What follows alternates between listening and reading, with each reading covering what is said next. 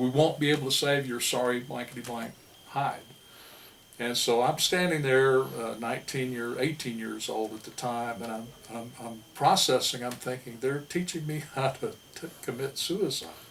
So that was just a weird experience, I thought. Yeah. But I regained, went to another platoon, went to Camp Pendleton for infantry training, which was kind of funny in its own way, and then went to North Carolina for 2 weeks, and then on to Vietnam. On to Vietnam. Yeah. That's where the story really begins. That's where a lot of ideals and a lot of the youth and I've read a little bit about this, the ability of returning veterans from any war, their ability to join in and find humor in the things that their peers, what used to be their peers, it's just not there. Mm-hmm. Because of the harsh reality that men in combat have had to face. Other things don't seem as funny because your perspective is completely changed. Mm-hmm. And mine was changed the day that I saw that one white flower, and more importantly, those 12 dead kids. Mm-hmm. And I had a tendency in Vietnam to almost disassociate. Even though I was one of those kids, I had a tendency on occasion to feel more like an observer. But I was still a part of it. Disassociation, or whatever the psychology of it is. Mm-hmm. So I went to Con Thien, and I kept asking when I got there, what do rockets sound like? What does it sound like? What does it sound like? And every old person that had been there, old young people, old in the sense that they had this experience, they said, "You'll know." But I'd still ask, what's it going to sound like? They'd say, "You'll know." So my first experience with a heat tablet, which is a source of fuel that you use to heat your canned sea rations with, coincided with my first experience with a rocket. Well, I had seen the old timers put the heat tab in a can and then put the food they wanted to heat on top of that and heat it up and eat it. So I'm going to do that. So I put the heat tablet in the can and I lit it up. What they forgot to tell me was that you need to ventilate the bottom of the can or the fumes all come back in your face. So I'm in a bunker. I light this heat tab. The fumes hit me. I'm almost blinded by that. Just as I'm running to get outside of the bunker, I hear my first incoming rocket. And I knew what that was. Yeah. So fortunately, there was a gas mask in the bunker. Just happened to be one there, and so I had the presence of mind to pick it up, put it on. So I sat through my first rocket attack. You know, there was fumes in front of me and rockets outside. So I stayed inside and learned two things that day: ventilate the bottom of your heat tab can, and I know what a rocket sounds like, and will for the rest of my life. Was a radio operator in communications, and was directing helicopters one day, and resupply helicopters. Well, the NVA would wait until the helicopters were over the landing area, so we couldn't hear their rockets launch. Very distinctive sound when you hear them coming. It's almost like a thump, thump, thump, thump, thump, thump. Once you hear them leave the tube, you start running for cover immediately. But the NVA would wait, as I said, until the helicopter rotor noises would drown that out. You wouldn't know it was coming. Well, I was directing resupply helicopters on this day, and there was a little bit of shade afforded by the top of this bunker. Most of the bunker was underground, but a little portion of it, maybe 2 to 3 feet, was above ground, sandbags everywhere. And a guy that I was with and I were leaning against this bunker with our flak jackets off, shirts off, very, very hot. And I told him, I said, "Hey, why don't we sit down here in this shade?" There was just a little bit, but it was so hot. So as we sat down, there was a man walking across the compound there at Con Thien, and he said, "Hey, Tex, how's it?" Well, he didn't get out the rest of his conversation. We were picked up off the ground by this explosion. The man and I that had just sat down, and propelled approximately 10 or 12 feet right to the entrance of the bunker. So we scrambled in to the bunker. The guy outside that said, "Hey Tex," my nickname from Texas, "how's it going?" The last we heard, he had been medevac to a hospital ship. Don't know if he survived or not, but he really got hurt bad. Wow. He was hollering for a corpsman, and I changed my frequency on my radio to get a corpsman, and I subsequently wrote something many years after Vietnam called Corpsman Up, and it was what I saw that day. There was a young Navy corpsman zigzagging across the hill of Con Tien with rockets still coming down with his bag. And the last verse of that bit of verse was Corpsman Up, God bless you for answering the call. Corpsman Up, without you there would be more names on the wall. And I've had the opportunity to share that with corpsmen and non-corpsmen as well, and I was always grateful that I could express that bit of thanks to truly heroic people. Marine Corps and the corpsmen have a love affair, and everybody that's a Marine or everybody that's a corpsman knows that.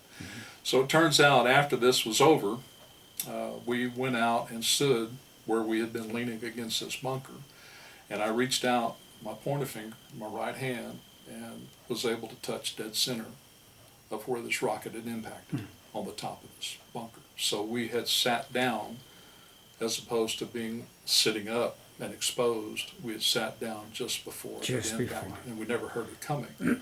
So that was one of the things that we always heard, the one that gets you is the one that you don't hear coming. I did not hear that one, and fortunately it didn't get us. So I didn't stay at Con Tien long. I asked to go out into the field to be a radio operator for a forward observer. The artillery unit I was with would assign radio operators to be a part of a two-man team, usually an officer who would call in the coordinates and give directions, and then a radio operator who would communicate those. So what was your job? Yeah. Okay. That was my job, was to relay information to get artillery support. That was what I did for 8 months with 2nd Battalion, 9th Police. And the police, I mean the officer, was he like scouting the area, or you know, you well, went out? No, he had a map, and at the time I went out, I was not with an officer. The officer came after I'd been there for a while, so he was relatively green when he came out, and he had the same ideals, I'm sure, that I did, and didn't know what it was.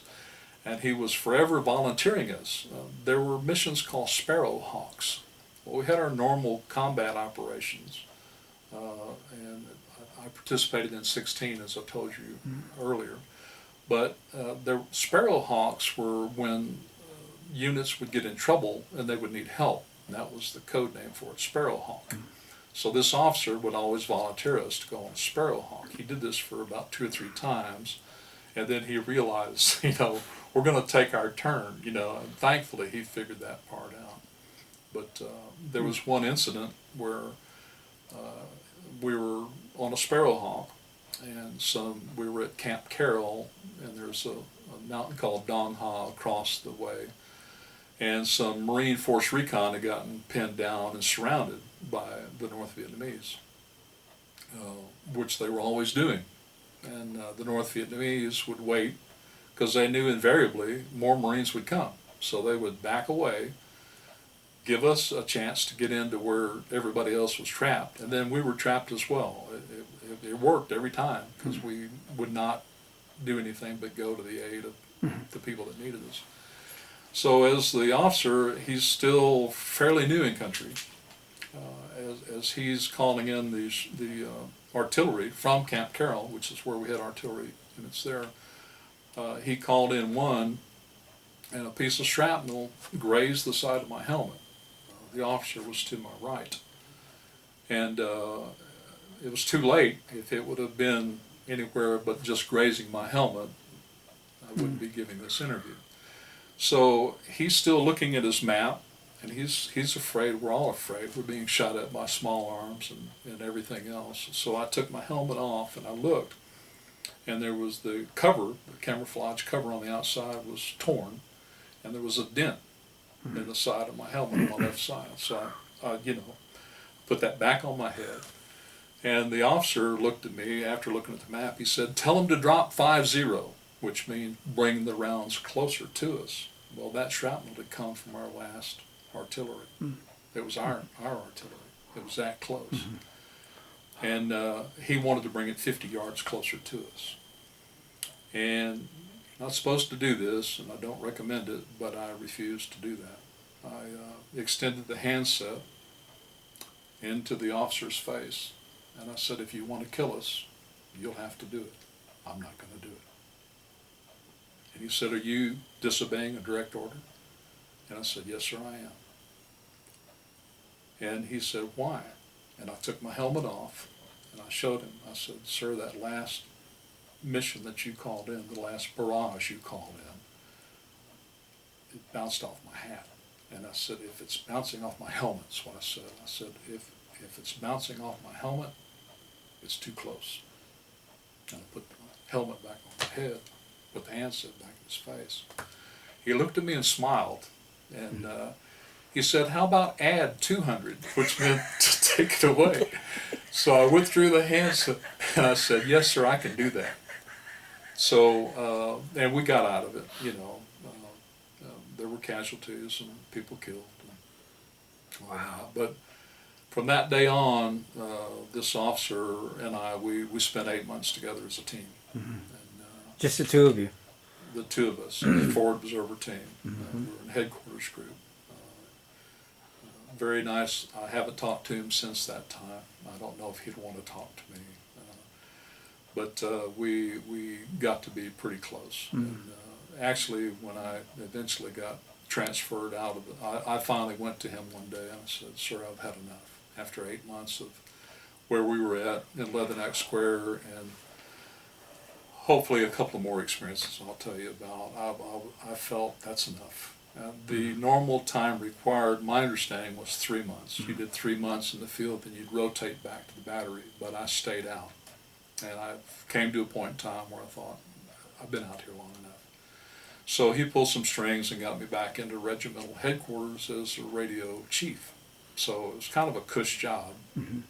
Regimental headquarters, 3rd Marine Regiment, had never been on a field operation until 2 weeks after I got there. And they went on their very first, historically, their very first mission out in the field. I was the radio chief. So.